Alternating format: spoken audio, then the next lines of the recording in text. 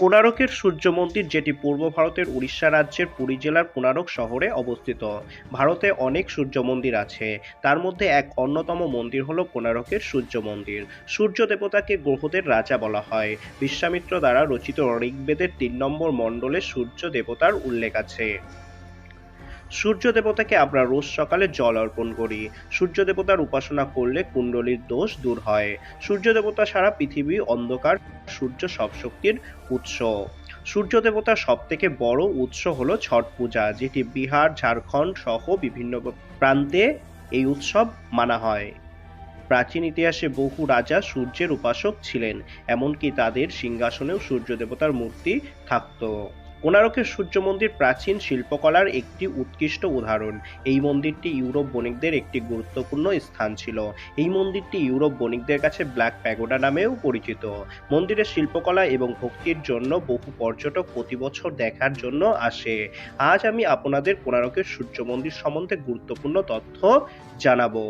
তো চলুন বন্ধুরা, আর বেশি দেরি না করে বিস্তারিত জানবো এই ভিডিওটির মাধ্যমে। কোণারকের সূর্য মন্দির কে তৈরি করেছিল? পূর্ব ভারতে অবস্থিত কোণারকের সূর্য মন্দির, ঐতিহাসিকদের মত অনুযায়ী এই মন্দিরটি পূর্বগঞ্জ রাজবংশের প্রথম রাজা প্রথম নরসিংহ বর্মন এই মন্দিরটি তৈরি করেছিল। সূর্য মন্দিরটি কোথায় অবস্থিত? ভারতের 7টি গুরুত্বপূর্ণ মন্দিরের মধ্যে কোণারকের সূর্য মন্দির একটি। এটি পূর্ব ভারতের উড়িষ্যা রাজ্যের পুরী জেলায় কোণারক শহরে অবস্থিত। এই মন্দিরটি উড়িষ্যার রাজধানী ভুবনেশ্বর থেকে 65 কিমি দূরে এবং পুরী থেকে 35 কিমি দূরে অবস্থিত। কোণারকের সূর্য মন্দির কে তৈরি করেন? ভারতের বিখ্যাত সূর্য মন্দির কোণারকের সূর্য মন্দির তৈরির পেছনে দুটি মত আছে, ঐতিহাসিকদের মত অনুযায়ী এবং পৌরাণিক কথা অনুযায়ী। ঐতিহাসিকদের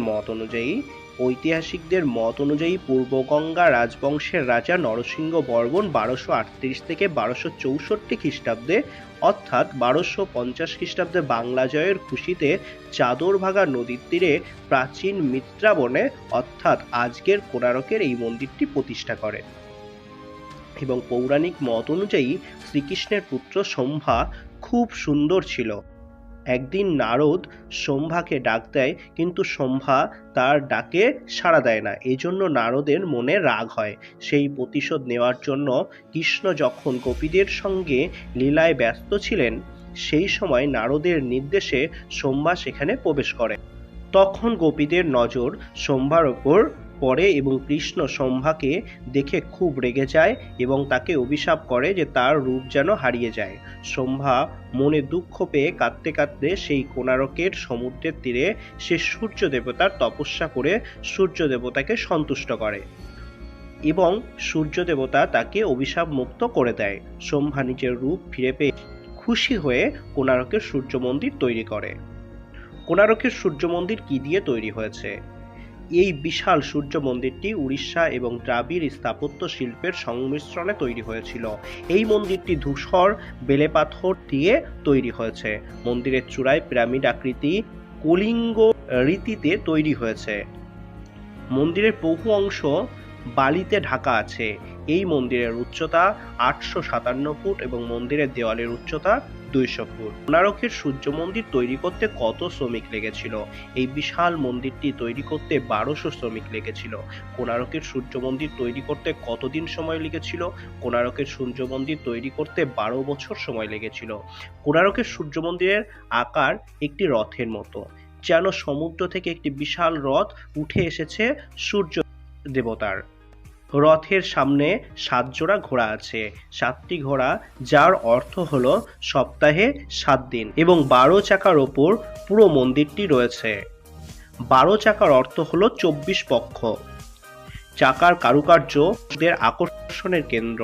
প্রতিটি চাকায় একটি সূর্যের ঘড়ি আছে। চাকার গায়ে যেটি দাঁড়িয়ে আছে সেগুলি সময় নির্ধারণ করে। মন্দিরের প্রবেশ পথে রয়েছে বিশাল দুটি সিংহ মূর্তি, যারা দুটি হাতির সঙ্গে লড়াই করছে।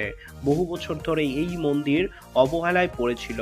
1904 খ্রিস্টাব্দে বড়লাট লর্ড কার্জন এই মন্দিরটি উদ্ধার করে।